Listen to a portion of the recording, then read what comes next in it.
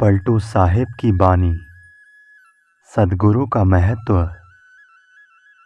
हे मुमुक्षु, समझ बूझकर किसी को गुरु रूप में स्वीकार करो।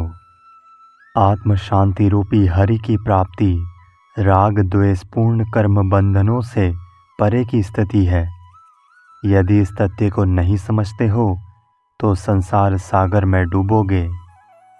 जिनके मन में काम क्रोध नहीं है, संपत्ति स्वामित्व की तृष्णा नहीं है, लोभ मोह आदि एक भी मनोविकार नहीं है और न जगत प्रसिद्धि की आशा है, जो सोना और कांच को समान दृष्टि से देखते हैं, स्तुति निंदा पाकर समान भाव से रहते हैं, जिनकी शत्रु मित्र दोनों पर समान दृष्टि है, जिन्हें मरने से भय नहीं है और जीने की इच्छा नहीं है, जो दिखावटी योगी नहीं है और भोगों से दूर हैं, ना संग्रह करते हैं और ना त्याग का दिखावा करते हैं, जिनका मन विषयों से बंधा नहीं है और जिनका अपने मोक्ष का प्रदर्शन नहीं है, जो सत्य निर्णय के लक्षण वाले हैं, जो लंपटता तथा हिंसा रूपी पाप नहीं करते और जिनके द्वारा निष्काम भाव पूर्वक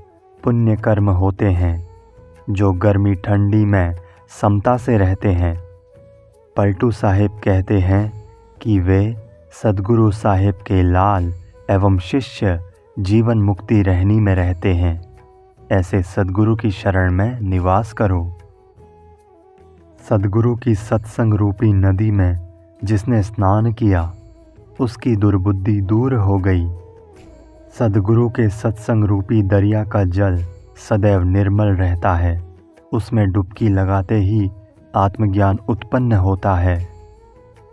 श्री विष्णु, श्री राम तथा श्री कृष्ण ने स्वयं अपने श्रीमुख से कहा है कि सद्गुरु संतों के चरणों में समस्त तीर्थों का निवास है। कल्याणार्थी जब तक सद्गुरु के सत्संग रूपी दरिया में स्नान नहीं करता, तब तक संसार में भूला भटका फिरता रहता है।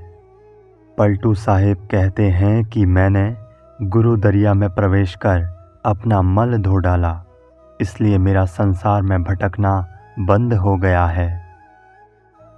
हे साधक, मन रूपी चादर मैली है, इसे धुला लो। पूर्ण सद्गुरु धोबी है, उसकी शरण में जाओ, उनका सत्संग सौदन है। मन रूपी चादर में सत रज तथा तम गुणों के कर्मों के दाग पड़े हैं, उन्हें रगड़ रगड़ कर छुड़ा लो। वैराग्य की भट्टी में आंच देकर चादर को गर्म कर लिया और ज्ञान चर्चा का श्रवण मनन रूपी धूप में सुखा लिया। आत्मज्ञान का साबुन लगाकर मन रूपी चादर को निरख परख कर धो लिया।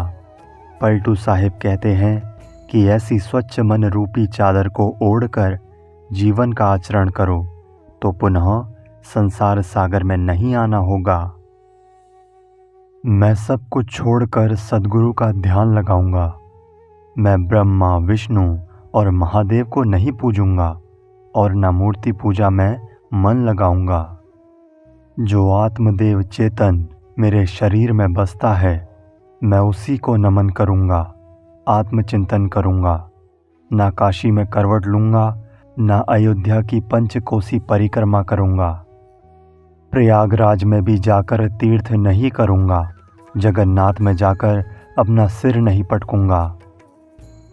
हे संतो, अजपा जप और अनाहत नाद का भी चक्कर छोड़ दूंगा और त्रिकोटि में किसी कल्पित बिंदु का ध्यान नहीं करूंगा।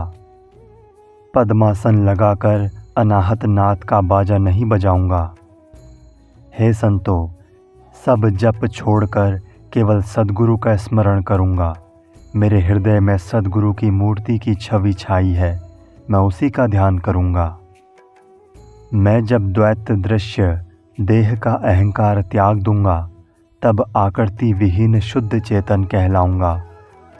जब मैं अनलहक की धूम मचाऊंगा, मैं सत्य हूँ, मैं ब्रह्म हूँ के भाव में डूबूंगा, तब प्रपंच शून्य स्थिति में मेरा राज्य होगा।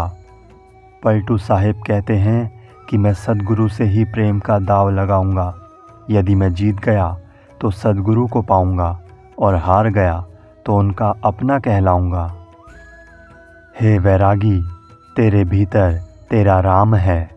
तू अपना आत्मधाम भूल गया है। जैसे घी दूध में रहता है, मथन किए बिना वो कैसे निकल सकता है। जैसे फूलों में सुगंधी रहती है, लोग प्रयत्न करके उसे उनसे अलग कर लेते हैं। मेहंदी के पत्ते में जैसे लाली रहती है, उसे पीसने पर वो निकलती है। काष्ठ में आग रहती है, उसे रगड़कर प्रकट किया जाता है। जैसे पानी धरती के भीतर रहता है, धरती खोदे बिना कोई पानी कैसे पी सकता है। जैसे ऊख में शक्कर रहती है और फल के बीज में वृक्ष रहता है, वैसे तेरे भीतर तेरा परमात्मा रहता है। तू उसे देश देशांतर में ढूंढता फिरता है। ये तुझे बोध ही नहीं है कि वो शरीर के भीतर ही है। हे मनुष्य, पूर्ण ब्रह्म तेरे अस्तित्व में है। तू दुखी होकर क्यों भटकता है। पलटू साहेब कहते हैं कि तू अपनी तरफ घूम कर देख, तू ही अविनाशी परमात्मा है। हे योग परायण विरहनी मनोरति, तू भूली भूली क्यों भटकती है। तू प्रियतम परमात्मा का रहस्य नहीं समझती है। तू बुद्धिमान और समझदार है। तू प्रियतम परमात्मा को खोजने निकली है, जैसे किसी के गले में माला पड़ी हो, परंतु वो उसे बाहर खोजे, वैसे तेरी दशा है। तू आज भी पहचान ले, मृग की नाभि में सुगंधित कस्तूरी है और वो उसकी सुगंधी में ओतप्रोत है, परंतु वो अज्ञानवश उसे वन वन खोजता है और पाता नहीं है। वो अपनी तरफ चेत ही नहीं करता है कि कस्तूरी मेरी नाभि में है। बालक तेरे पास में है, परंतु तू उसकी खोज में ढोल बजाकर शहर की गली गली में भटक रही है। पति तेरा शैया पर सोया है, परंतु तू दीवानी प्रियतम प्रियतम कहते हुए उसे बाहर पुकार रही है। पलटू साहेब कहते हैं कि सच्चे सद्गुरु की खोज करो, जो दयावान और सत्य स्वरूप का ज्ञानी हो। फिर तू उनके उपदेश से समझ जाएगी कि प्रियतम परमात्मा आत्मा ही है।